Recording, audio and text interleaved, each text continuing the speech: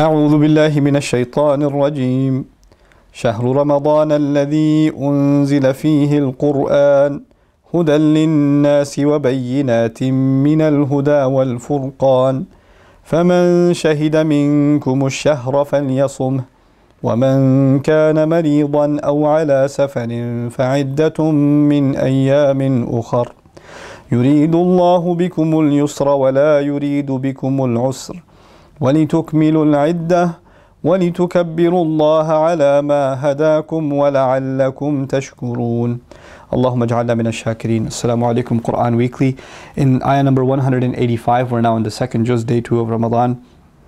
I wanted to take one piece of this long ayah, this beautiful ayah about Ramadan that I've talked about extensively on other occasions, but just highlight one thing.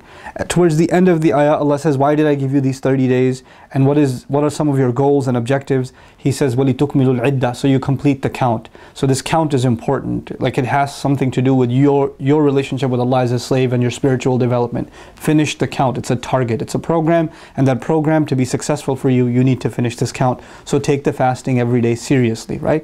But then he says, وَلِتُكَبِّرُوا اللَّهَ عَلَى مَا هَدَاكُمْ, so that you declare Allah's greatness based on how He guided you. عَلَى مَا هَدَاكُمْ, which is interpreted literally as, you know, when Eid, we're declaring Allah's greatness, because as we're going to the Eid prayer, what is everybody saying? Allahu Akbar, Allahu Akbar, Allahu Akbar. We're declaring Allah's greatness as we're going, right? But what's really awesome about this is, it's not limited to the act of Eid when we excel and we do a lot of takbir, we say a lot of Allahu Akbar.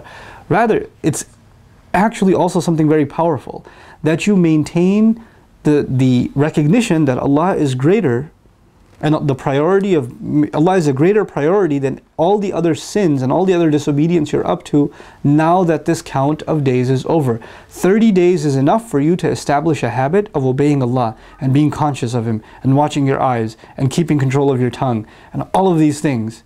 And if you can even stay away from halal things for 30 days, then staying away from haram things, which should be a lot easier for you once these 30 days are over. So at the end of the ayah of Ramadan, he says, so you can truly declare my greatness now that this month is done, based on how I've guided you. وَلِتُكَبِّرُوا اللَّهَ عَلَى مَا هَدَاكُمْ, so you could declare Allah's greatness based on how He guided you.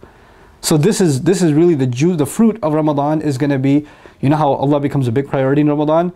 One of its purposes is He remains a priority after Ramadan. Look, it's inside the ayah also. How many khutbahs you hear about how, you know, Ramadan's over, but don't forget Allah.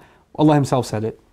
Allah Himself said that, وَلِتُكَبِّرُوا اللَّهَ عَلَى مَا هَدَاكُمْ وَلَعَلَّكُمْ تَشْكُرُونَ, and so that you could be grateful. You should be grateful you get to make Allah a bigger priority in your life than your own personal whims, your own personal desires, your own temptations. Right? You should be grateful that so much of humanity doesn't have this honor and you do. May Allah Azza wa Jal make us of the grateful, and may Allah make us of those that when these beautiful 30 days are over, that we truly declare Allah greater in everything that we do, and we lower ourselves and humble ourselves before His commandments and before, you know, and make Him the priority in our life. Barakallahu li wa lakum. Assalamu alaikum, Quran Weekly. We are one ummah who should stand with each other through all the highs and lows.